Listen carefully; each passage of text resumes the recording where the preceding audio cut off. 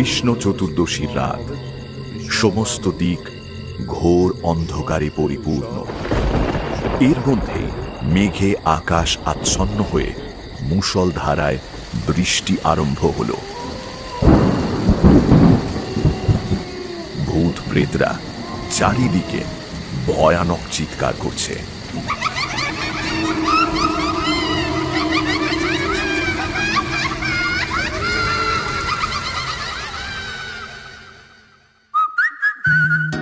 গপ্প মিরে ঠেক, কিছু ভয়, কিছু রহস্য, কিছু হাসি, কিছু প্রেম, এই ঠেকে সবই আছে। গপ্প মিরে ঠেকের আজকের গপ্প পণ্ডিত ঈশ্বরচন্দ্র বিদ্যাসাগরের গপ্প অবলম্বনে বেতাল প্রথম ভাগ। Any digital copy of this content leading to piracy is a crime. এই গল্পের যে কোনো রকম পাইরেসির বিরুদ্ধে উপযুক্ত আইনি ব্যবস্থা নেওয়া হবে। পাইরেসি দণ্ডনীয় অপরাধ। অনুগ্রহ করে পাইরেসি করবেন না, পাইরেসি সাপোর্ট করবেন না। তাহলে শুরু করা যাক।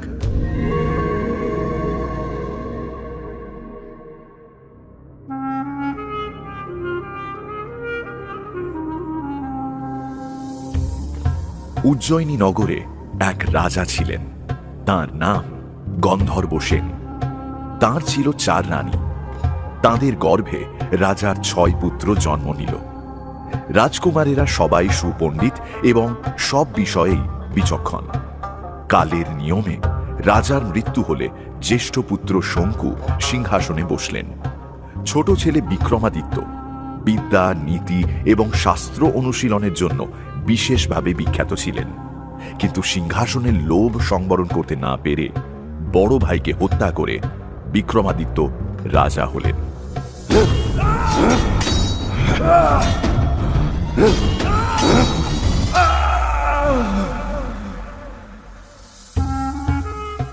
ধীরে ধীরে নিজের বাহুবলে একচ্ছত্র জম্বুদ্বীপের অধীশ্বর হয়ে বিক্রমাদিত্য নিজের নামে অব্দ মানে সাল চালু করলেন। একদিন রাজা বিক্রমাদিত্য মনে মনে ভাবতে লাগলেন, ঈশ্বর আমায় নানা জনপদের অধীশ্বর করে অসংখ্য প্রজাগণের ভালো মন্দ চিন্তার ভার দিয়েছেন। আমি আত্মসুখে আচ্ছন্ন হয়ে তাদের কথা একেবারেই চিন্তা করি না। শুধু মন্ত্রীদের বিবেচনার উপর নির্ভর করে নিশ্চিন্ত হয়ে রয়েছি। তারা প্রজাদের সঙ্গে কেমন ব্যবহার করছে সেটা অন্তত একবার পরীক্ষা করে দেখা উচিত। ভাবছি ছদ্মবেশে ঘুরে ঘুরে প্রজাদের অবস্থা দেখব। এরপর তিনি নিজের ছোট ভাই ভর্তৃহরির হাতে সমস্ত সাম্রাজ্যের ভার দিয়ে সন্ন্যাসীর বেশে দেশে দেশে ঘুরতে লাগলেন।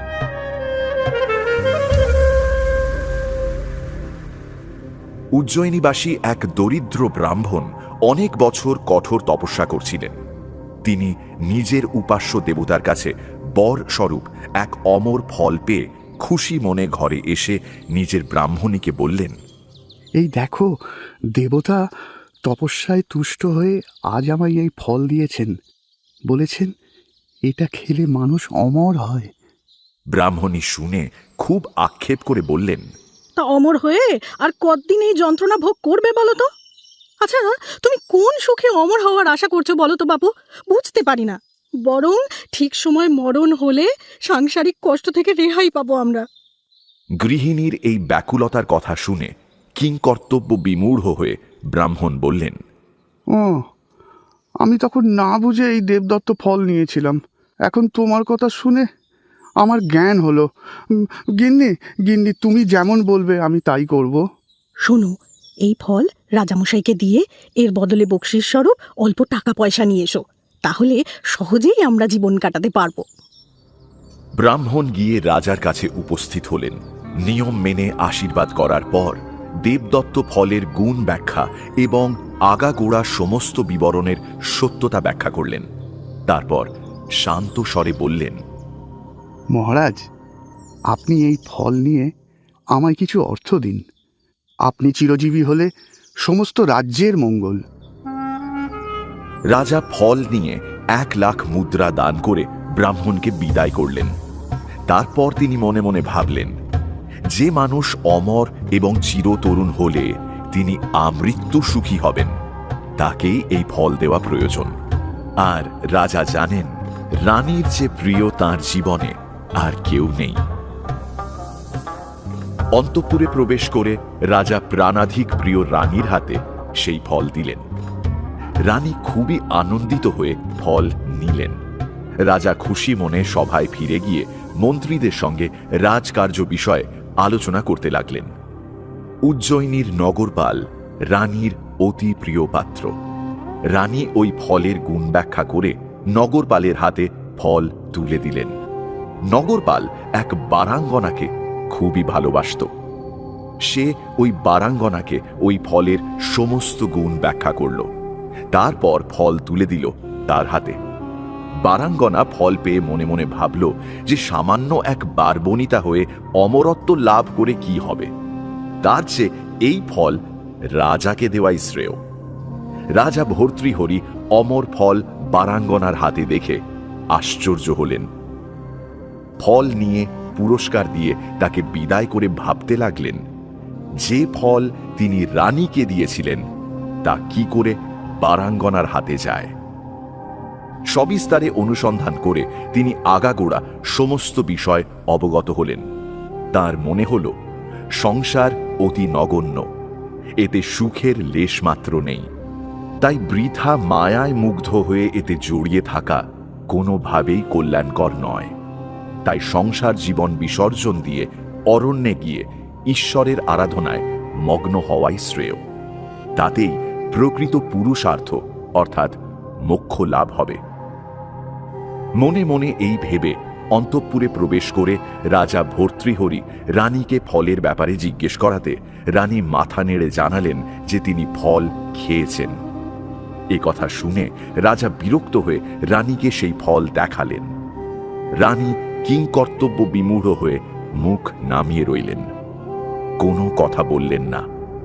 রাজা ভর্তৃহরি অবিলম্বে অন্তঃপুর থেকে বাইরে বেরিয়ে ধুয়ে নিয়ে সেই ফল খেলেন এবং রাজপাটে জলাঞ্জলি দিয়ে একাকী অরণ্যে গিয়ে যোগ সাধনায় রত হলেন।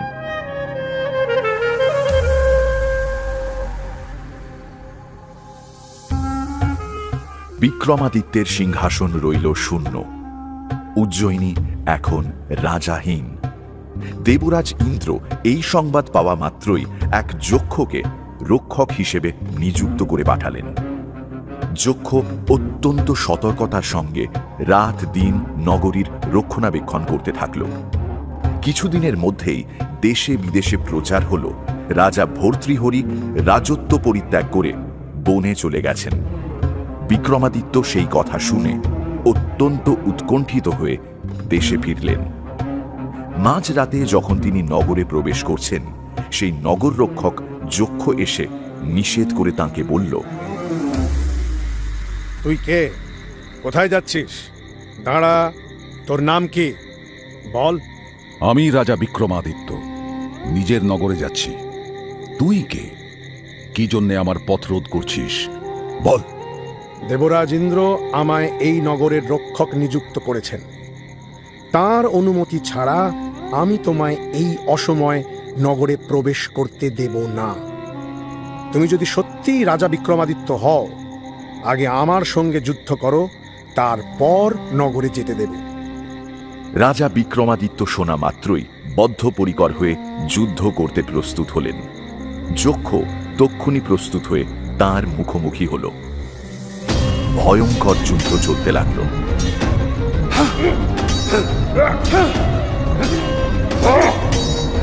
শেষে রাজা যক্ষকে মাটিতে ফেলে তার বুকের উপর চেপে বসলেন। তখন যক্ষ বলল, মহারাজ, তুমি আমায় পরাজিত করেছ। তোমার পরাক্রম দেখে আমি নিশ্চিত যে তুমি সত্যি রাজা বিক্রমাদিত্য। এখন আমায় ছেড়ে দাও। আমি তোমায় প্রাণদান করছি। তুই উন্মাদ, নয়তো এমন অবান্তর কথা বলবি কেন? তুই আমায় প্রাণদান কি দিবি? আমি চাইলে এখনই তোর মৃত্যুদণ্ড দিতে পারি। মহারাজ, যা বলছো তা সম্পূর্ণ সত্যি, কিন্তু আমি তোমায় আসন্ন মৃত্যু থেকে বাঁচাচ্ছি। আমার কথা মন দিয়ে শোনো। যা বলছি সেই অনুযায়ী চললে দীর্ঘজীবী হবে এবং নিশ্চিন্তে সম্পূর্ণ পৃথিবীতে একা রাজত্ব করতে পারবে। এই শুনে বিক্রমাদিত্য অত্যন্ত অবাক হলেন। যক্ষের বুক থেকে উঠে দাঁড়ালেন। যক্ষ উঠে দাঁড়ালো। বিক্রমাদিত্যকে তার জীবন সংক্রান্ত গুপ্ত বৃত্তান্ত বলতে শুরু করল। মহারাজ, শোনো। যক্ষ বলতে শুরু করল। সেই কাহিনী খানিকটা এরকম। ভোগবতী নগরে চন্দ্রভানু নামে খুব প্রতাপশালী এক রাজা ছিলেন। তিনি একদিন শিকারের ইচ্ছে বনে ঢুকে দেখলেন এক সন্ন্যাসী নিচের দিকে মাথা করে গাছে ঝুলে ধূমপান করছেন। অনেক অনুসন্ধানের পর সেখানকার লোকের মুখে জানতে পারলেন সন্ন্যাসী কারো সঙ্গে কথাবার্তা বলেন না, বহুকাল ধরে একা এভাবেই তপস্যা করছেন। রাজা সন্ন্যাসীর কঠোর ব্রত দেখে অবাক হয়ে নগরে ফিরলেন। পরদিন যথাসময় রাজসভায় বসে বললেন, হে মন্ত্রীগণ, হে সভাসদগণ, আমি গতকাল শিকারে গিয়ে বনের মধ্যে একজন অদ্ভুত সন্ন্যাসী দেখেছি। যদি কেউ তাকে রাজধানীতে আনতে পারে তাকে 1,00,000 মুদ্রা পুরস্কার দেব। এই রাজাজ্ঞা নগরে প্রচার হলে এক প্রসিদ্ধ বারবনিতা রাজার কাছে এসে সবিনয়ে বলল, মহারাজ, অনুমতি পেলে আমি ওই সন্ন্যাসীর ঔরসে পুত্র জন্ম দিয়ে সেই পুত্র তার কাঁধে তুলে আপনার সভায় আনতে পারি। রাজা শুনে অত্যন্ত চমকে গেলেন এবং অত্যন্ত সমাদরের সঙ্গে বারবনিতার ওপর সন্ন্যাসীকে আনার ভার দিলেন। রাজার অনুমতি পেয়ে যোগীর আশ্রমে উপস্থিত হয়ে সেই বারবনিতা দেখল যোগী সত্যি চোখ বন্ধ করে মাথা নিচে পা উপরে করে গাছে ঝুলে ধূমপান করছেন। তার চেহারা শীর্ণ। কেউ কোনো প্রশ্ন করলে তিনি উত্তর দেন না। বারবনিতা বুঝল সন্ন্যাসীর সমাধি ভঙ্গ করা অসম্ভব। বারবনিতা অন্য উপায় বের করল। আশ্রম থেকে একটু দূরে এক সুন্দর বাগানে এক মনোরম বাড়ি বানালো। তারপর মোহন ভোগ তৈরি করে সন্ন্যাসীর কাছে এলো। প্রভু, কি চাই? প্রভু, আপনার সেবায় সামান্য মিষ্টান্ন এনেছি।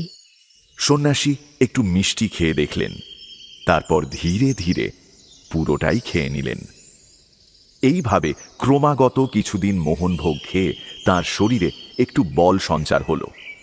সন্ন্যাসী দুচোখ খুলে গাছ থেকে নামলেন এবং বারাঙ্গনাকে জিজ্ঞেস করলেন, তুমি কে আর কি উদ্দেশ্যে একাই নির্জন মনে এসেছো? আমি দেবকন্যা, দেবলোকে তপস্যা করি। সম্প্রতি তীর্থযাত্রার জন্য পবিত্র ভারতবর্ষে এসেছি। আমার ইচ্ছে যোগাভ্যাস করব। এই একটু দূরেই আশ্রম বানিয়েছি, নিয়মিত সেখানেই থাকি। আজ সৌভাগ্যক্রমে এই আশ্রমে প্রবেশ করে আপনার দর্শন পেয়ে কৃতার্থ হলাম। আমি তোমার শিষ্টতা আর বিনয় দেখে খুবই তৃপ্ত হয়েছি। তোমার মধুর মূর্তি দর্শন করে মনে মনে কৃতার্থ বোধ করছি। কিন্তু পূর্বজন্মের পুণ্য সঞ্চয় ছাড়া সাধু সঙ্গ লাভ হয় না। যাই হোক, আমার খুব ইচ্ছে তোমার আশ্রম দেখব। যদি সে আশ্রম খুব দূরে না থাকে আর যদি তোমার কোনো অসুবিধে না থাকে, আমার সেখানে নিয়ে চলো। সন্ন্যাসীর অভ্যর্থনা শুনে বারবনিতা কৃতার্থ হল। অত্যন্ত ব্যাকুল মনে তাকে বাড়ি নিয়ে গেল। বিশেষ যত্ন আদর আপ্যায়ন করে আবারও নানাবিধ সুস্বাদু মিষ্টি ও শরবত দিল। সন্ন্যাসী বারাঙ্গনার ছলনায় বাঁধা পড়ে সেই সমস্ত খাদ্য গ্রহণ করলেন। এইভাবে সন্ন্যাসী ধূমপান ছেড়ে যোগাভ্যাস জলাঞ্জলি দিয়ে বারবনিতার সঙ্গে সাংসারিক সুখ ভোগে দিন যাপন করতে লাগলেন। বারাঙ্গনা গর্ভবতী ও যথাকালে পুত্রবতী হল। এরপর আরও কিছুদিন কেটে গেল। তারপর একদিন বারাঙ্গনা সন্ন্যাসীর কাছে অনুরোধ করল, মহাশয়, বহুদিন অতিক্রান্ত হল। আমরা নিরন্তর কেবল সাংসারিক সুখভোগের সময় কাটালাম। এখন তীর্থযাত্রা করে দেহ পবিত্র করা উচিত। বারাঙ্গনা ছলনা করে সন্ন্যাসীকে সংজ্ঞাহীন করে তার কাঁধে ছেলেকে তুলে দিয়ে চন্দ্রভানুর রাজধানীতে নিয়ে গেল।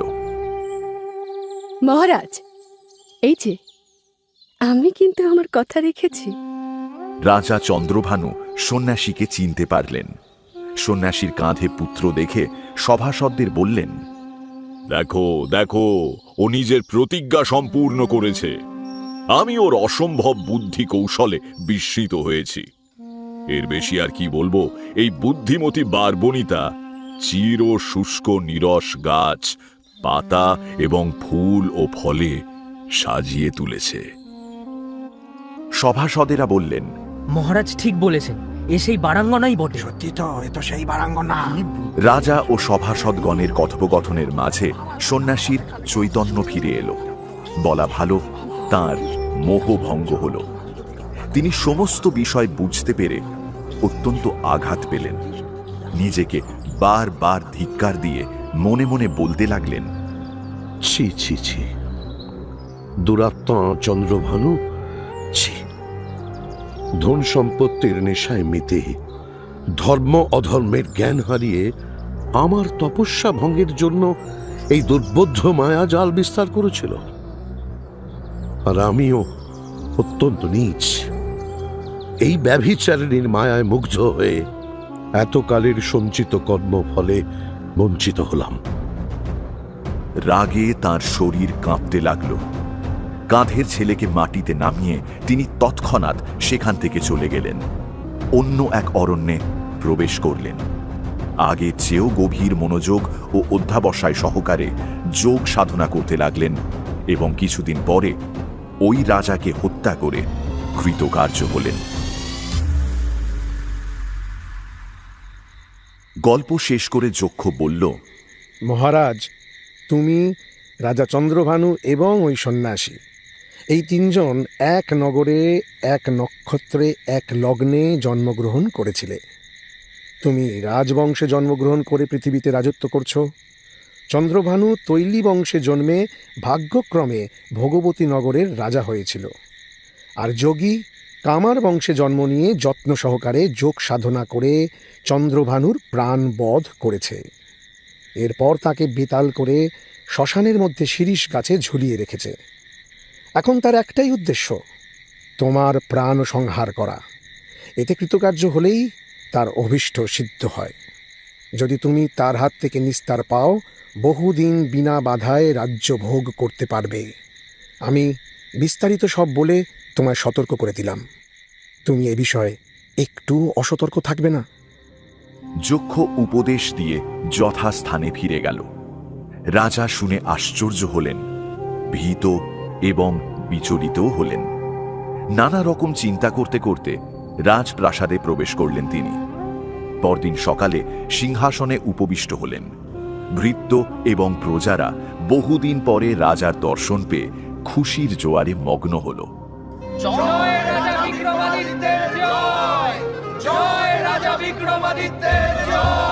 রাজা বিক্রমাদিত্য রাজনীতির বশবর্তী হয়ে রাজ্য শাসন ও প্রজা পালন করতে লাগলেন।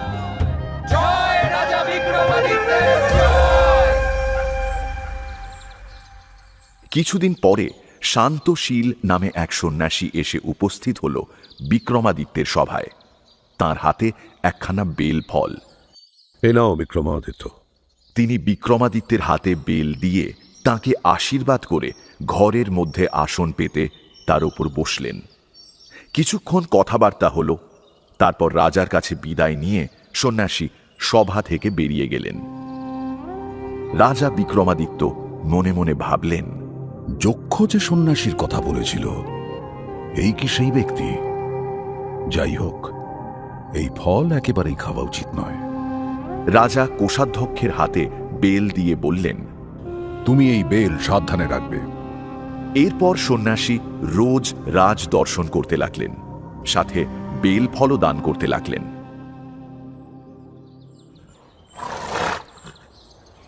একদিন রাজা বন্ধুদের সঙ্গে ঘোড়াশাল দর্শনে গেলেন। এমন সময় সন্ন্যাসী সেখানে উপস্থিত হয়ে আগের মতোই বেল প্রদান করে আশীর্বাদ করলেন। দৈবযোগে বেল রাজার হাত থেকে মাটিতে পড়ল, আর সেই ফল ভেঙে গিয়ে তার ভেতর থেকে এক অপূর্ব রত্ন বেরিয়ে পড়ল। রাজা এবং রাজার বন্ধুরা সেই রত্নের প্রভা দেখে চমকে গেলেন।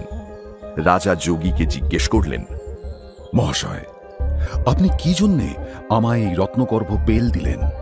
মহারাজ, শাস্ত্রে বলে রাজা, গুরু, জ্যোতির্বিদ ও চিকিৎসকের কাছে খালি হাতে যাওয়া নিষিদ্ধ। এই জন্যে আমি এই রত্নগর্ভ বেল নিয়ে এসেছিলাম। আর একটা রত্নগর্ভ বেলের কথা কি বলছেন? প্রতিদিন আপনাকে যে বেল দিয়েছি সকলের মধ্যেই এমন এক একটি রত্ন আছে। রাজা ফিরে গিয়ে কোষাধ্যক্ষকে ডেকে বললেন, তোমাকে যত বেল রাখতে দিয়েছি সেই সব এখানে নিয়ে এসো। রাজার আদেশ মেনে কোষাধ্যক্ষ সমস্ত বেল রাজার সামনে নিয়ে এলো। রাজা প্রত্যেকটা বেল ভাঙতে লাগলেন।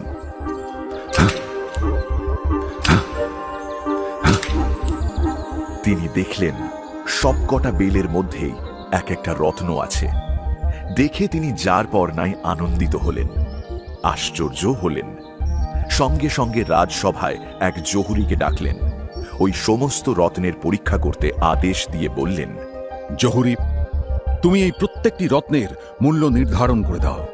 জহুরি প্রত্যেক রত্নের লক্ষণ পরীক্ষা করে জানালো যে সবকটি রত্নই সর্বাঙ্গ সুন্দর এবং অমূল্য।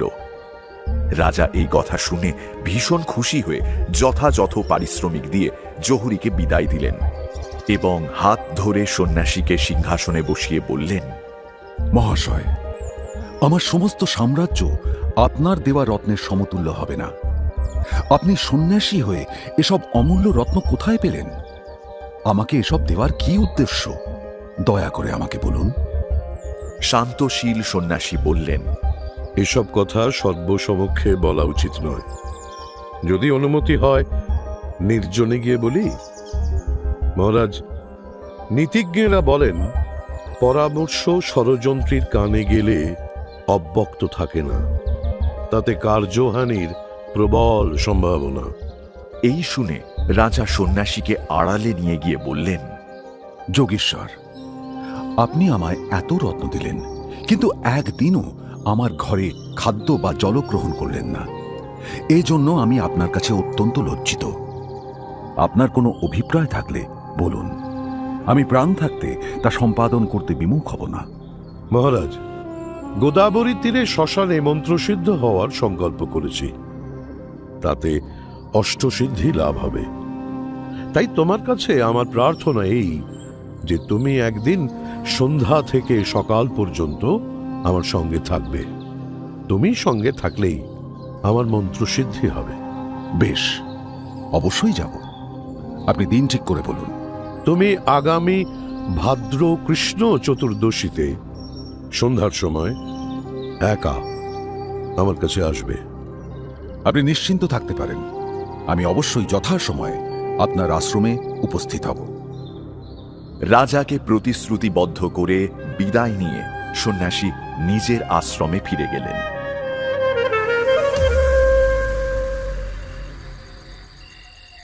কৃষ্ণ চতুর্দশী চলে এলো।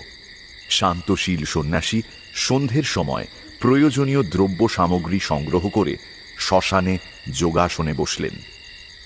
রাজা বিক্রমাদিত্য কথা মতো সময়ে এসে উপস্থিত হয়ে সাহসে ভর করে তরোয়াল নিয়ে একাকী সন্ন্যাসীর আশ্রমে উপস্থিত হলেন। দেখলেন অনেকগুলি বিকট আকৃতি ভূত, প্রেত, পিশাচ, শাঁকচুন্নি, ডাকিনী প্রভৃতি আনন্দে আত্মহারা হয়ে সন্ন্যাসীর চারিদিকে নাচানাচি করছে।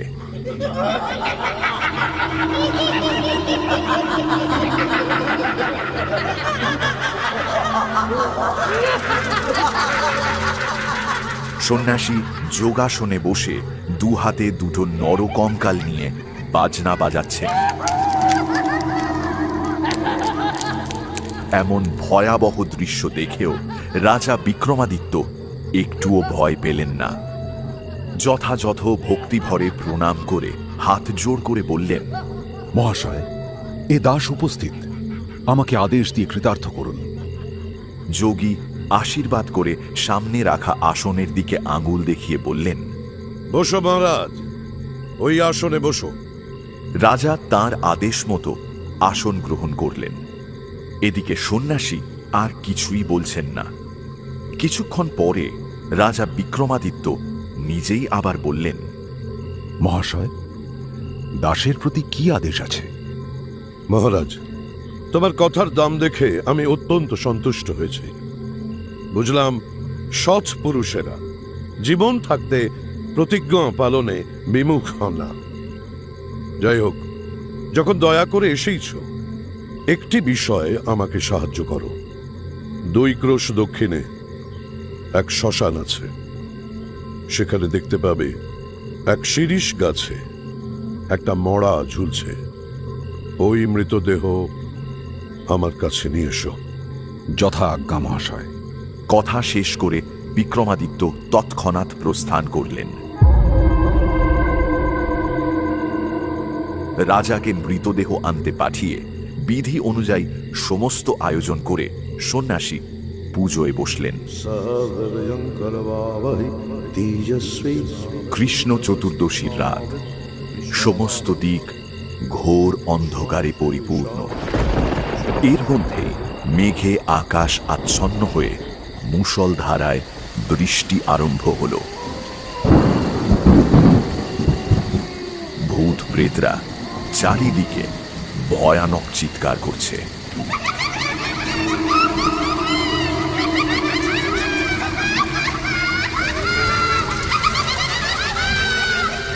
এইরকম বিপদে কার না মনে ভয় আসে, কিন্তু রাজার মনে ভয় বা ব্যাকুলতার লেশমাত্র এলো না। শেষে নানা বাধা কাটিয়ে রাজা সন্ন্যাসীর কথা মতো প্রেত ভূমিতে পৌঁছলেন। দেখলেন এক জায়গায় ভয়ঙ্কর মূর্তি ভূত প্রেতরা জীবন্ত মানুষ ধরে তাদের মাংস খাচ্ছে। কোনো জায়গায় ডাকিনীরা ছোট ছোট ছেলেদের ধরে তাদের অঙ্গ প্রত্যঙ্গ চিবোচ্ছে।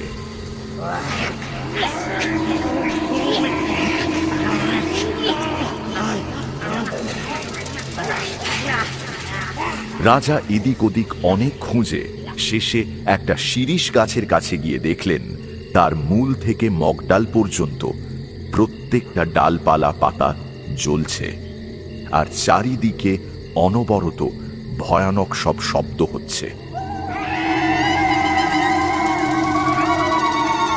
এত ভয়ঙ্কর পরিবেশেও রাজা বিক্রমাদিত্য ভয় পেলেন না।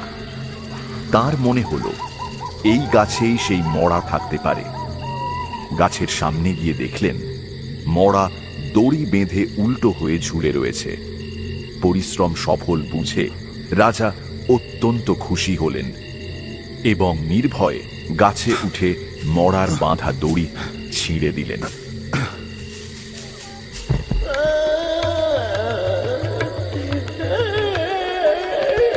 মড়া মাটিতে পড়া মাত্রই উচ্চ স্বরে কাঁদতে লাগল। রাজা তার কান্না শুনে অত্যন্ত বিস্মিত হলেন এবং তাড়াতাড়ি গাছ থেকে নেমে কাছে গিয়ে জিজ্ঞেস করলেন, তুমি কে? কিসের জন্য তোমার এমন দুরবস্থা হয়েছে আমাকে বলো। রাজার কথা শুনে মড়া খিলখিল করে হেসে উঠল।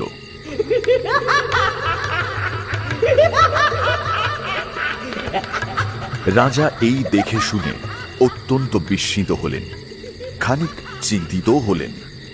এই অদ্ভুত ব্যাপারের কারণ বুঝতে না পেরে মনে মনে নানা রকম কল্পনা করতে লাগলেন। এই অবস্থায় মড়া গাছে উঠে আবার আগের মতো দড়ি বাঁধা হয়ে ঝুলে রইল। রাজাও তক্ষুনি গাছে উঠে দড়ি ছিঁড়ে আবার মড়াকে কোলে নিয়ে নিচে নামলেন এবং বারবার তার এমন দুরবস্থার কারণ জিজ্ঞাসা করতে লাগলেন। সে কিছুই উত্তর দিল না। রাজা কিছুক্ষণ চিন্তা করে মনে মনে বলতে লাগলেন, যক্ষের কাছে যে তেলির গল্প শুনেছিলাম মনে হয় এই সেই ব্যক্তি, আর সন্ন্যাসী শান্তশীল হচ্ছে সেই কুমোর। নিজের যোগ সিদ্ধির জন্যে এর প্রাণ নিয়ে শ্মশানে রেখেছে। এরপর মড়াকে উত্তরীয়তে বেঁধে শান্তশীল সন্ন্যাসীর কাছে নিয়ে চললেন রাজা বিক্রমাদিত্য।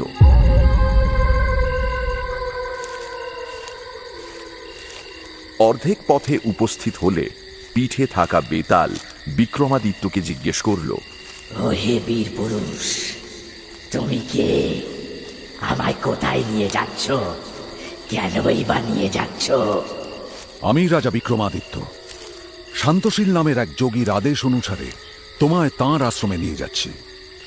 মহারাজ, মূর্খ, অবোধ ও কুঁড়েরা কেবল ঘুম, আলস্য আর ঝগড়ায় সময় কাটায়, কিন্তু বুদ্ধিমান, চালাক, পণ্ডিত ব্যক্তিরা সব সময় ভালো আলোচনা, শাস্ত্র চিন্তা ও সৎকর্মের অনুষ্ঠানের মাধ্যমে আনন্দে সময় কাটিয়ে থাকেন। তাই পুরো পথ চুপচাপ যাওয়ার থেকে সৎকর্মের আলোচনা করা ভালো।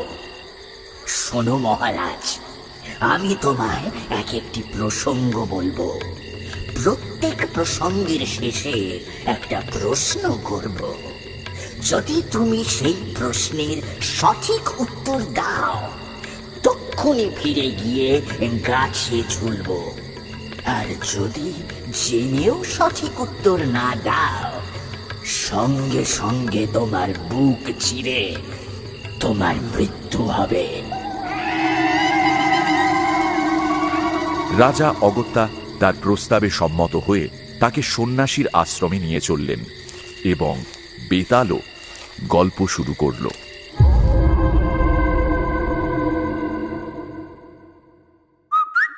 শুনছেন গপ্পমীরের ঠেকের আজকের গপ্প, পণ্ডিত ঈশ্বরচন্দ্র বিদ্যাসাগরের গপ্প অবলম্বনে বেতাল প্রথম ভাগ।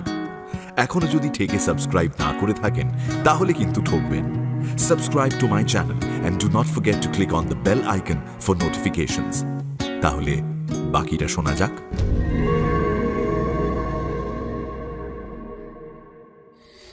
মহারাজ, শোনো তবে। বারাণসী নগরীতে প্রতাপ মুকুট নামে এক পরাক্রমশালী রাজা ছিলেন। তার রানীর নাম মহাদেবী। তাদের প্রাণের চেয়েও প্রিয় এক পুত্র ছিল, নাম বজ্রমুকুট।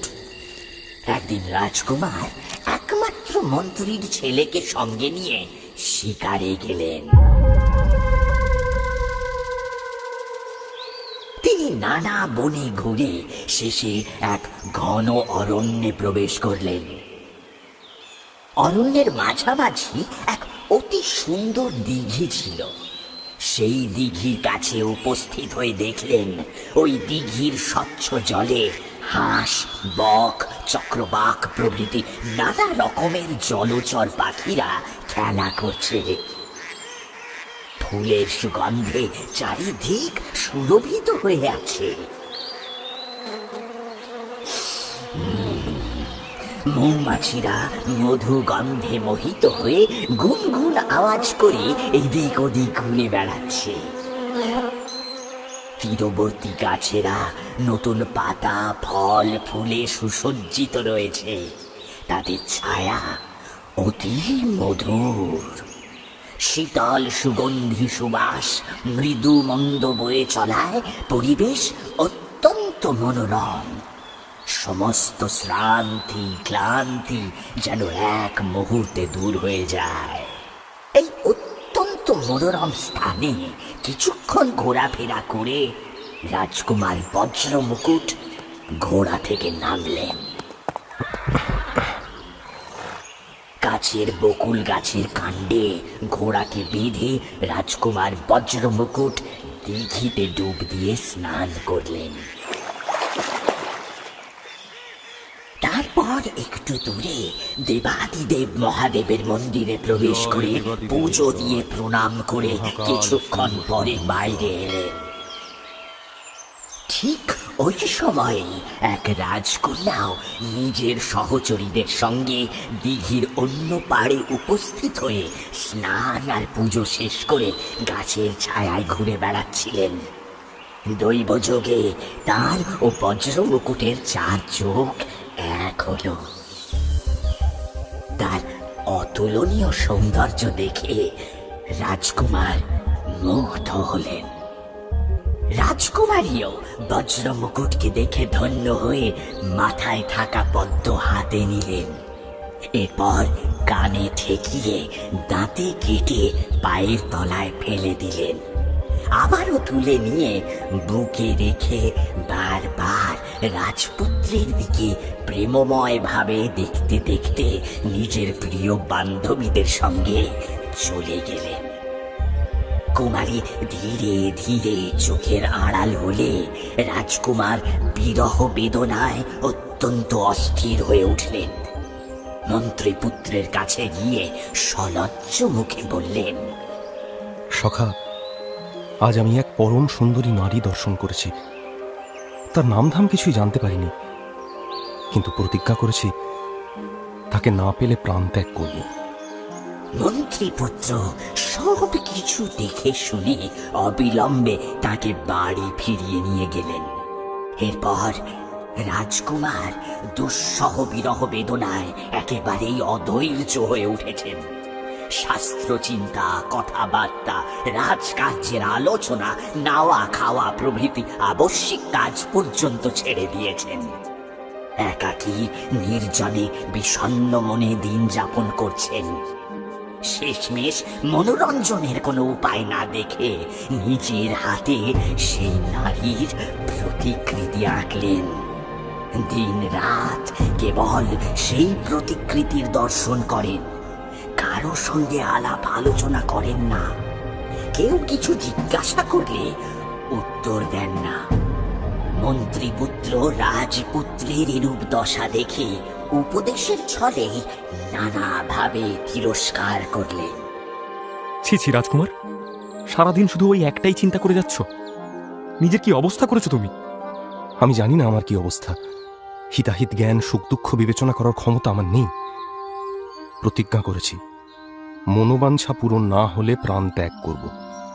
রাজকুমারের এমন অস্থিরতার কথা শুনে মন্ত্রীপুত্র মনে মনে চিন্তা করতে থাকলেন। এখন আর উপদেশ দিয়ে নিয়ন্ত্রণ করার সময় নেই। ইনি একেবারেই অস্থির হয়েছেন। অতঃপর কোনো উপায় ঠিক করা জরুরি।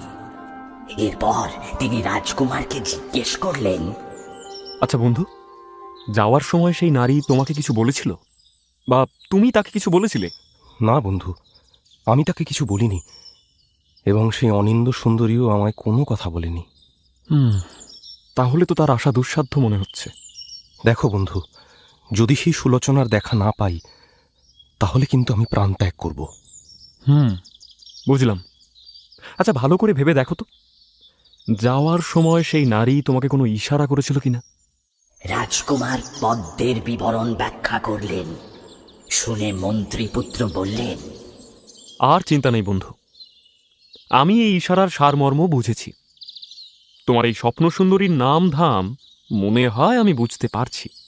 আমি তোমায় কথা দিচ্ছি, অল্প দিনের মধ্যেই তার সঙ্গে তোমার মিলন আমি করাবই।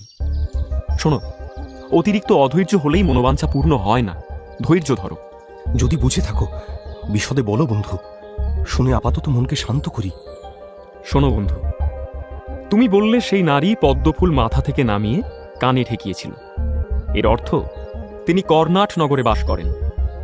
দাঁত দিয়ে কেটে বুঝিয়েছিলেন যে তিনি দন্তবাট রাজার কন্যা। তারপর পায়ের তলায় ফেলে এই ইশারা করেছেন যে তার নাম পদ্মাবতী, আর বুকে রেখে ইচ্ছে প্রকাশ করেছেন যে তিনি তোমার প্রাণ প্রিয়। তাই যদি হয় বন্ধু, তাহলে তাড়াতাড়ি আমাকে কর্ণাট নগরে নিয়ে চলো। আমায় নিয়ে চলো বন্ধু। এরপর দুজনেই প্রস্তুত হয়ে অস্ত্র বেঁধে ঘোড়ায় চড়লেন।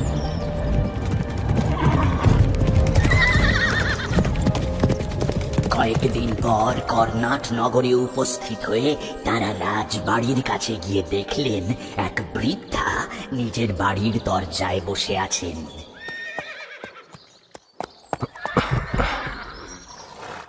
দুজনেই ঘোড়া থেকে নেমে তার কাছে গেলেন। রাজকুমার বজ্র মুকুট বললেন, মা, আমরা বণিক, অন্য দেশের লোক। এই জিনিসপত্র সব পেছনেই আসছে। আমরা ঘরের খোঁজি করছি। যদি কৃপা করে স্থান দাও তবে থাকতে পারি। বৃদ্ধা তাদের মধুর সম্ভাষণ শুনে সন্তুষ্ট হয়ে খুশি মনে নিজের বাড়িতেই থাকতে দিল।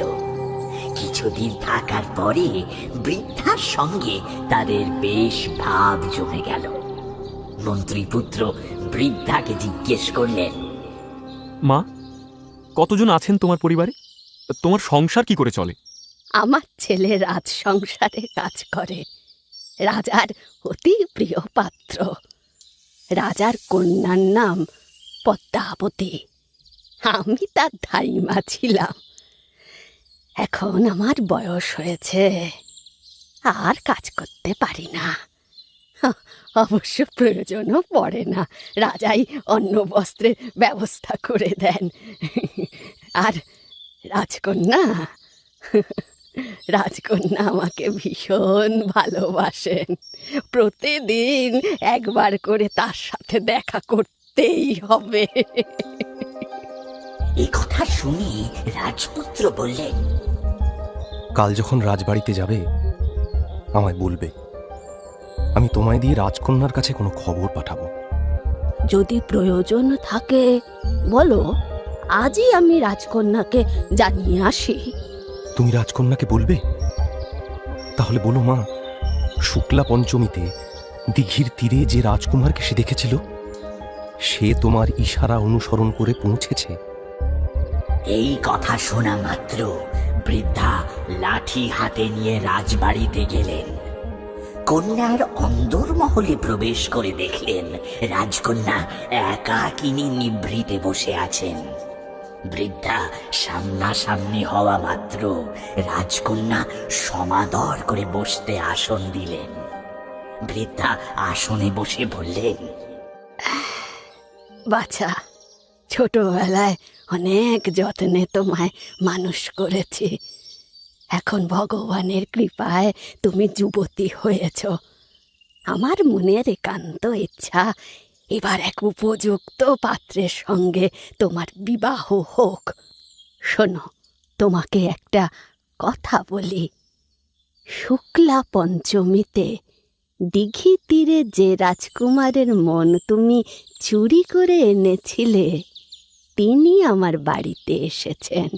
আমায় দিয়ে এই খবর পাঠিয়েছেন যে পদ্মের সংকেত দ্বারা যে ইচ্ছে তুমি প্রকাশ করেছিলে তা তিনি সম্পন্ন করতে চান। আর আমিও বলছি, এই রাজকুমার সব দিক দিয়েই তোমার যোগ্য পাত্র। তুমি যেমন রূপবতী ও গুণবতী, তিনিও সব দিক দিয়ে তেমনি। রাজকন্যা শোনা মাত্র ভীষণ রেগে গেলেন। হাতে চন্দন লাগিয়ে বৃদ্ধার দুগালে চড় মারলেন।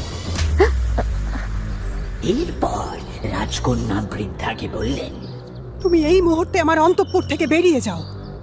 এরকম তিরস্কার পেয়ে বৃদ্ধা অত্যন্ত বিরক্ত হয়ে বিষণ্ণ মুখে ঘরে ফিরলেন। সমস্ত ঘটনা শুনে রাজকুমার অত্যন্ত ব্যাকুল ও হতাশ হয়ে দীর্ঘশ্বাস ফেললেন। তারপর বন্ধুর দিকে তাকিয়ে বললেন, বন্ধু, এখন কি উপায়? মনে হয় আমার বিধি বাম হয়েছে। মনস্কামনা পূরণের কোনো সম্ভাবনা আছে এমনও তো মনে হচ্ছে না। নাহলে রাজকুমারী কেন বৃদ্ধাকে তিরস্কার করে তাড়ালো? তাৎপর্য না বুঝে অকারণে এত ব্যাকুল হও কেন? শোনো, চন্দন সিক্ত 10 আঙুল দিয়ে প্রহারের তাৎপর্য এই যে শুক্লপক্ষের 10 দিন বাকি আছে। তা শেষ হলে, অর্থাৎ কৃষ্ণপক্ষে তোমার সঙ্গে তার সাক্ষাৎ হবে। শুক্লপক্ষ শেষ হল। বৃদ্ধা আবার রাজকুমারীর কাছে গিয়ে রাজকুমারের প্রার্থনা জানালেন। তিনি শুনে অত্যন্ত রাগ প্রকাশ করলেন এবং গলা ধাক্কা দিয়ে বৃদ্ধাকে অন্তঃপুরের খিড়কি দিয়ে বার করে দিলেন। তিনি তৎক্ষণাৎ রাজকুমারের কাছে গিয়ে সে কথা জানালেন। তিনি শুনে একান্তই হতাশ হয়ে দীর্ঘশ্বাস ফেলে মাথা হেঁট করে চিন্তা করতে থাকলেন। তখন মন্ত্রীপুত্র বললেন, বন্ধু, কেন অস্থির হচ্ছ? আর চিন্তা নেই, এই গলা ধাক্কার অন্য অর্থ আছে। তোমার বাসনা পূর্ণ হয়েছে। আজ রাতে তোমায় সেই খিড়কি দিয়ে তার অন্তঃপুরে যেতে সংকেত করেছেন। রাজপুত্র খুশি হয়ে অধীর আগ্রহে সূর্যদেবের অস্ত যাওয়ার অপেক্ষা করতে লাগলেন। তারপর রাত নামল। রাজকুমার প্রিয় বন্ধুর সঙ্গে অন্তঃপুরের খিড়কিতে উপস্থিত হলেন। মন্ত্রীপুত্র বাইরের দিকে দাঁড়িয়ে রইলেন। রাজকুমার খিড়কি দিয়ে অন্তঃপুরে প্রবেশ করলেন। দেখলেন রাজকুমারী তার জন্যই অপেক্ষা করছেন। দীর্ঘ অপেক্ষার পর দুজোড়া চোখ অবশেষে মিলিত হলো। রাজকুমারী পাশের সখীকে দরজা বন্ধ করার আদেশ দিয়ে রাজকুমারের হাত ধরে বিলাস ভবনে প্রবেশ করলেন। সুশোভিত সোনার পালঙ্কে বসে প্রণয়ীর গলায় নিজে হাতে তৈরি কোমল মালতী মালা প্রদান করে নিজেই তালপাতার পাখায় বাতাস করতে লাগলেন। রাজকুমার বললেন, প্রিয়তম, তোমার চাঁদ মুখ দেখেই আমার মনের তৃষ্ণা কৃতার্থ হয়েছে। আর এমন কষ্ট করার প্রয়োজন নেই। তোমার নরম হাতের তালু শিরিষ ফুলের থেকেও কোমল। তোমাকে পাখার বাতাস করতে হবে না। আমার হাতে দাও, আমি তোমার সেবা করে মনকে কৃতার্থ করি। নাথ, আমার জন্য তোমায় অনেক কষ্ট ভোগ করতে হয়েছে, তাই তোমার সেবা করাই আমার উচিত। দুজনের মধ্যে আরো কিছু কথা চলল। তারপর রাজকুমারী বললেন, রাজকুমার, তোমাকে ছাড়া আমার এই জীবন ব্যর্থ। আমিও তোমাকে ছাড়া অসম্পূর্ণ। এসো কুমার, তাহলে আমরা চিরবন্ধনে আবদ্ধ হই। কিছুক্ষণ পর রাজকুমার ও রাজকুমারী সমস্ত সহচারীদের সাক্ষী রেখে গান্ধর্ব মতে বিবাহ বন্ধনে আবদ্ধ হলেন। এরপর সহচরীরা বিদায় নিল। পতি পত্নী আমোদ আহ্লাদে রাত্রি যাপন করলেন। তারপর এক সময় রাত শেষ হলো। রাজকুমার বললেন, প্রিয়তম, এবার আমার যাওয়া উচিত। নাথ, আমার এই অন্তঃপুরে সখীরা ছাড়া অন্য কারোর প্রবেশ করার অধিকার নেই। তুমি নির্ভয়ে এখানে থাকতে পারো। আমি তোমায় ছেড়ে এক মুহূর্তও বাঁচতে পারবো না। আচ্ছা, বেশ, তাই হবে প্রিয়। এভাবে আরো কিছুদিন অতিবাহিত হলো। রাজকুমার এবার রাজধানীতে ফেরার ইচ্ছে প্রকাশ করলেন। রাজকন্যা কিন্তু কোনো মতে সম্মত হলেন না। ধীরে ধীরে 1 মাস কাটল। তবুও রাজকুমার যাওয়ার অনুমতি পেলেন না। নিজের দেশে ফেরা নিয়ে নিতান্ত নিরুপায় হয়ে তিনি একদিন একা বসেছিলেন। বিষণ্ণ মনে ভাবছিলেন, নগণ্য ইন্দ্রিয় সুখের পরাধীন হয়ে বাবা মা জন্মভূমি সব ত্যাগ করেছেন তিনি। প্রিয় বন্ধুটিরও খোঁজ নেননি। এমন সময় রাজকুমারী সেখানে এসে উপস্থিত হলেন। রাজকুমারকে জিজ্ঞেস করলেন, কি হয়েছে নাথ? তুমি এমন আনমনা হয়ে আছো কেন? তোমার চাঁদ মুখ বিষণ্ণ দেখলে আমি 10 দিক শূন্য দেখি। কি তোমার দুঃখ বলো, আমি দ্রুত কিছু সমাধান বের করছি। বাবার মন্ত্রীর ছেলে আমার সঙ্গেই এসেছে। তিনি আমার পরম বন্ধু। 1 মাস হলো তাঁর কোনো খবর পাই না। জানি না তিনি কেমন আছেন। তাঁরই বুদ্ধি কৌশলে আমি তোমার সঙ্গ লাভ করেছি। তিনি তোমার সমস্ত সংকেতের অর্থ আমাকে বলেছিলেন। প্রিয়তম, এমন বন্ধুর দেখা না পেলে মন অবশ্যই অশান্ত হতে পারে। এতদিন তার কোনো খবর না নেওয়ায় যার পণ্যায় অভদ্রতা দেখানো হয়েছে। এখন কর্তব্য এটাই, আমি নিজে হাতে নানা রকম মিষ্টি তৈরি করে পাঠাচ্ছি। তুমি কিছুক্ষণের জন্য বন্ধুর সাথে গিয়ে দেখা করে এসো। রাজপুত্র সেই খিড়কি দিয়ে অন্তঃপুর থেকে বাইরে গিয়ে বৃদ্ধার বাড়িতে উপস্থিত হলেন। বহুদিন পর দুই বন্ধুর সাক্ষাতে দুজনেরই চোখ জলে ভরে উঠল। বন্ধুর কাছে আগের সমস্ত ঘটনা বর্ণনা করলেন। এদিকে রাজপুত্রকে বন্ধুর সঙ্গে সাক্ষাতে পাঠিয়ে রাজকুমারী মনে মনে ভাবতে থাকলেন, রাজপুত্র তার এই বন্ধুটির কাছে নিশ্চয়ই সমস্ত কথা প্রকাশ করবেন। এই বন্ধু সবই জানে। কিভাবে তিনি রাজকুমারকে সংকেত পাঠাতেন? এই বন্ধু যদি এই সব কথা প্রচার করে, তাহলে রাজকুমারীর কলঙ্ক ধীরে ধীরে জগৎ জুড়ে ছড়িয়ে পড়বে। তাই এমন ব্যক্তিকে বাঁচিয়ে রাখা কোনোভাবেই শ্রেয় নয়। সিদ্ধান্ত নিয়ে পদ্মাবতী অবিলম্বে বিষ মেশানো মিষ্টি বানিয়ে সখীদের দিয়ে রাজকুমারের কাছে পাঠিয়ে দিলেন। মিষ্টি এসে পৌঁছলে মন্ত্রীপুত্র জিজ্ঞেস করলেন, এসব কি বন্ধু? বন্ধু, আজ আমি তোমার জন্য অত্যন্ত উদ্গ্রীব হয়েছিলাম। রাজকুমারী কারণ জিজ্ঞাসা করলে আমি তোমার বিশদ পরিচয় দিলাম। তোমার অনেক প্রশংসাও করলাম। আরও বললাম, তোমার দেখা না পেয়ে আমার মন বড় বিষণ্ণ হয়ে আছে।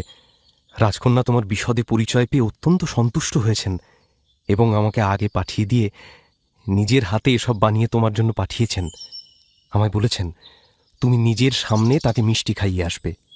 অতএব বন্ধু, তুমি কিছু খাও, তাহলে আমি খুব শান্তি পাই এবং ফিরে গিয়ে তাঁর কাছে বলতে চাই, আমার বন্ধু মিষ্টি খেয়ে তোমার শিল্প নৈপুণ্যের অনেক প্রশংসা করেছেন। বন্ধু, তুমি আমার জন্য কালকূট এনেছ। এ মিষ্টি নয়, সাক্ষাৎ জম। জিভে স্পর্শ মাত্রই মৃত্যু হবে। আমার আমার পরম সৌভাগ্য যে তুমি খাওনি। তুমি নিতান্তই সরল স্বভাবের। কার কি অভিপ্রায় তুমি কিছুই বুঝতে পারো না। শোনো, তোমায় একটা কথা বলি। স্বেচ্ছাচারিণীরা স্বভাবের দিক দিয়ে নিজের প্রিয়জনের প্রিয় পাত্রের ওপর বিষ দৃষ্টি দেয়। তুমি ওর কাছে নিজের পরিচয় দিয়ে বুদ্ধির কাজ করনি বন্ধু। কি বলছো তুমি? আমি তোমার এই কথা বিশ্বাস করতে পারছি না। তুমি ওকে চেনো না বন্ধু, ওর স্বভাব জানো না, তাই এমন বলছো। এমন উদার নারী তুমি কখনো দেখনি। আর আমি ওর সমস্ত সখীদের সামনে ধর্ম সাক্ষী করে গান্ধর্ব মতে বিয়ে করেছি। ওকে তুমি স্বেচ্ছাচারী বলতে পারো না। যাই হোক, ও যেমন সৎ তেমনি উদার। তোমার প্রাণ নেওয়ার জন্য মিষ্টি রছিলায় ও বিষ পাঠিয়েছে। তুমি তুমি কেমন করে এ কথা মুখে আনলে আমি বুঝতে পারছি না। তুমি আর একবারও এমন বললে আমি তোমার উপর প্রচণ্ড বিরক্ত হব। আমি এখনই তোমার সন্দেহ দূর করছি।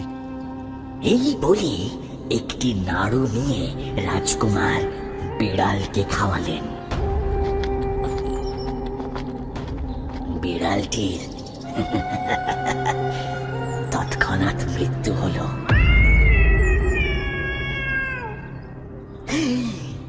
রাজপুত্র চমকে উঠলেন। এ কি? ছি ছি ছি! এমন দুরাত্মার সঙ্গে পরিচয় রাখাই উচিত নয়। এ জন্মে আর আমি এই পাপিয়সীর মুখ দেখব না। না, আর নয়। না না বন্ধু, তাকে একেবারে ত্যাগ করা হবে না। কৌশলে তাকে রাজধানীতে নিয়ে যেতে হবে। তুমি আমার কথা মন দিয়ে শোনো।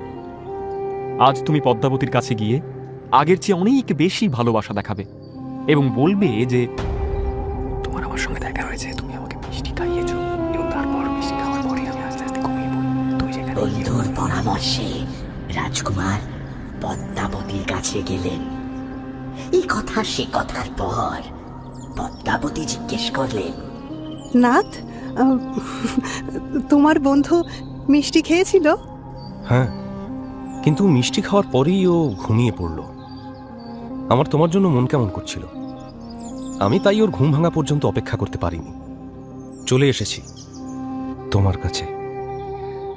আর আমি ওই বন্ধুর কথায় এক মুহূর্তের জন্য তোমায় ছেড়ে যেতে পারবো না।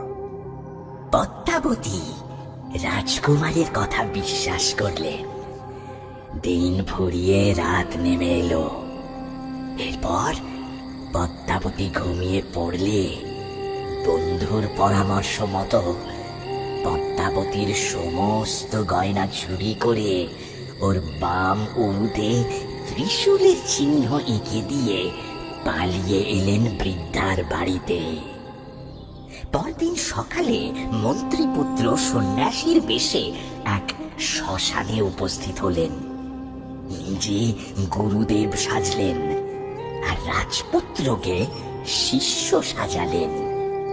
তারপর রাজকুমারকে বললেন, তুমি এক কাজ করো, নগরে গিয়ে এই গয়না বিক্রি করো। যদি কেউ তোমায় চোর বলে ধরে তাহলে তুমি তাকে আমার কাছে নিয়ে আসবে। রাজপুত্র তার আদেশ মেনে নগরে ঢুকে রাজবাড়ির নিকটবর্তী শ্যাকরার কাছে রাজকন্যার গয়না বিক্রির জন্য উপস্থিত হলেন। এদিকে গয়না দেখা মাত্রই শ্যাকরা অবাক হয়ে গেল। মনে মনে বলল, এই তো কিছুদিন হলো আমি রাজকন্যার জন্য এই গয়না গড়িয়ে দিয়েছি, এর হাতে কি করে এলো? এই লোকটাকে দেখে তো বিদেশি মনে হচ্ছে। এ কে? নির্ঘাত চোর। ছদ্মবেশী রাজকুমারকে শ্যাকরা জিজ্ঞেস করলো, এই যে দেখছি রাজকন্যার অলংকার, এসব তুমি কোথায় পেলে? ঠিক করে বলো, এসব গয়না কি তুমি চুরি করেছো? শ্যাকরার কথা শুনে রাজপথে চলা বহু লোক উৎসুক হয়ে সেখানে জড়ো হলো। ফলে অল্প সময়ে ওই গয়না নিয়ে বেশ একটা হইচই হতে লাগলো। এই যে দেখো তোমরা, এর কাছে রাজকুমারী পদ্মাবতীর গয়না রয়েছে। কোথা থেকে পেলে তুমি এসব? কোথায় পেলে এসব গয়না? এই তো মনে হচ্ছে চুরি। চুরি? শেষে নগরপাল এই খবর পেয়ে ছদ্মবেশী রাজকুমার শ্যাকরা দুজনকেই আটক করলো। পরে সেই গয়না প্রাপ্তি কেমন করে হলো জিজ্ঞেস করলে রাজকুমার বললেন, শ্মশানবাসী গুরুদেব আমায় এই গয়না বিক্রি করতে পাঠিয়েছেন। তিনি কোথায় পেয়েছেন আমি তার কিছুই জানি না। যদি মনে হয় শ্মশানে গিয়ে তাঁকে জিজ্ঞাসা করুন। অবশেষে নগরপাল গুরু শিষ্য দুজনকেই গয়না সমেত রাজার সামনে নিয়ে গিয়ে সমস্ত ঘটনা উপস্থাপন করল। রাজা গয়না দেখে নানাভাবে সন্দিহান হয়ে গুরুদেব অর্থাৎ রাজকুমার বজ্রমুকুটের বন্ধুকে আড়ালে নিয়ে গিয়ে নম্রভাবে জিজ্ঞেস করলেন, মহাশয়, আপনি এই সমস্ত গয়না কোথায় পেলেন? রাজকুমারের ছদ্মবেশী বন্ধু বললেন, মহারাজ, কৃষ্ণ চতুর্দশীর রাতে আমি নগর প্রান্তের শ্মশানে ডাকিনী মন্ত্র সিদ্ধ করেছিলাম। মন্ত্র প্রভাবে ডাকিনী স্বয়ং উপস্থিত হয়ে প্রসাদ রূপে তার সমস্ত গয়না খুলে দিয়েছিলেন। আমিও তার বাম উরুতে ত্রিশূলের চিহ্ন এঁকে দিয়েছি। এইসব সেই গয়না মহারাজ। রাজা শুনে অবাক হয়ে অবিলম্বে অন্তঃপুরে প্রবেশ করলেন এবং রাজরানীকে দেখতে বললেন পদ্মাবতীর বাম উরুতে কোনো চিহ্ন আছে কিনা। রানী বিস্তারিত জেনে রাজার কাছে এসে জানালেন, হ্যাঁ, ত্রিশূলের চিহ্ন আছে বৈকি। এরকম অস্বাভাবিক ঘটনা দেখে রাজা একেবারেই হতভম্ব হয়ে পড়েছেন। লজ্জায় মাথা হিট করে ভাবতে লাগলেন এমন দুশ্চারিণীকে ঘরে রাখা কখনোই উচিত নয়, এতে অধর্ম হয়। অতএব এখন কি করণীয়? হয় পণ্ডিত মণ্ডলীকে একত্র করে বিস্তারিত ঘটনাক্রম জানিয়ে জিজ্ঞেস করতে হবে, তারা ধর্মশাস্ত্র মেনে যেমন উপায় দেবেন তেমন কাজ করতে হবে।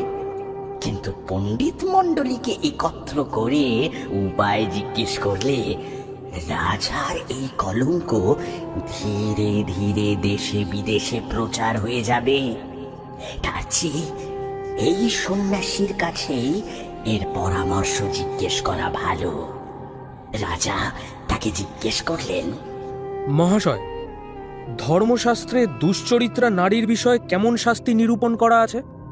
মহারাজ, ধর্মশাস্ত্রে লেখা আছে স্ত্রীলোক, বালক, ব্রাহ্মণ এরা চরম অপরাধ করলেও বধের যোগ্য নয়। এদের একমাত্র শাস্তি নির্বাসন। রাজা এসব শুনে অন্তঃপুরে গিয়ে রাজরানীকে সব কথা বললেন। রানী কন্যার প্রতি স্নেহশীলা হলেও স্বামীর বিরুদ্ধে কিছু বলতে পারলেন না। রাজকন্যাকে পালকিতে ওঠার আদেশ দিলেন। তারপর পালকি বাহকদের আড়ালে নিয়ে গিয়ে আদেশ দিলেন, তোমরা পদ্মাবতীকে অরণ্যে ছেড়ে এসো দ্রুত, আর এসেই আমায় খবর দেবে। বাহকেরা রাজ আজ্ঞা পালন করল। রাজা ছদ্মবেশী মন্ত্রীপুত্রকে এই কথা জানাতেই তৎক্ষণাৎ রাজকুমারকে সঙ্গে নিয়ে তিনি রাজকুমারীর উদ্দেশ্যে চললেন। অরণ্যের মধ্যে এদিক ওদিক অনেক খুঁজে শেষে দেখলেন পদ্মাবতী একাকিনী গাছের নিচে বসে দলহারা হরিণীর মতো বিষণ্ণ মুখে কাঁদছেন।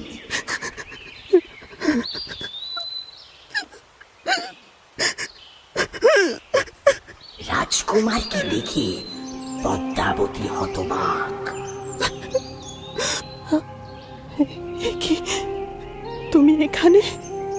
প্রিয়তম, তোমাকে আমার অনেক কথা বলার আছে, আমি সব বলছি তোমায়। পদ্মাবতী, শোনো, আমার কথা শোনো। রাজকুমার তাকে অনেক ভরসা প্রদান করে তার দুঃখ আবেগ প্রশমিত করলেন। দুজনেই ফিরে গেলেন দেশে। তারা রাজধানীতে পৌঁছতেই সমস্ত প্রজারা অত্যন্ত খুশি হল। জয় রাজকুমারের জয়, জয় রাজকুমারের জয়।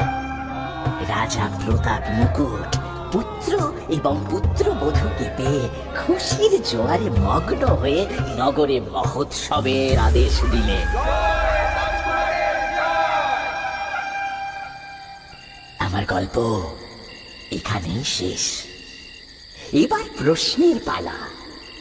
মহারাজ বিক্রমাদিত্য, বলুন তো, রাজা ও মন্ত্রীপুত্র এই দুজনের মধ্যে কোন ব্যক্তি নিরপরাধী রাজকুমারীর নির্বাসনের জন্য দোষী হবেন? আমার মতে রাজা। কেন? শাস্ত্রে বলা আছে, আততায়ীকে শাস্তি দেওয়া ততটাও দোষের নয়। অর্থাৎ বিষ প্রদানকারী রাজকন্যার প্রতি এমন প্রতিকূল আচরণের জন্য মন্ত্রীপুত্রকে দোষী বলা যায় না। কিন্তু রাজা, যে অচেনা অজানা একজন ব্যক্তির কথায় বিশ্বাস করে কেবল একটি প্রমাণের ভিত্তিতে বিচার জ্ঞানহীন হয়ে সন্তান স্নেহ ভুলে কন্যাকে নির্বাসিত করলেন, এতে তাঁর রাজধর্মের বিরুদ্ধে কাজের জন্য পাপ হতে পারে। সাধু, সাধু রাজা বিক্রমাদিত্য, সাধু। কিন্তু আমার তো শর্ত জানোই। এই যে কথা বললে, আমি এবার চললুম। রাজা বিক্রমাদিত্য, তুমি কথা বললে, আমি চলে যাব। এই আমি চললুম। বিক্রমাদিত্যের কথা শুনে বেতাল নিজের প্রতিজ্ঞা অনুসারে শ্মশানে গিয়ে আবার আগের মতো গাছে ঝুলে পড়ল। রাজাও তার পিছু পিছু ছুটে গিয়ে তাকে গাছ থেকে নামিয়ে কাঁধে করে সন্ন্যাসীর আশ্রমের দিকে এগিয়ে গেলেন।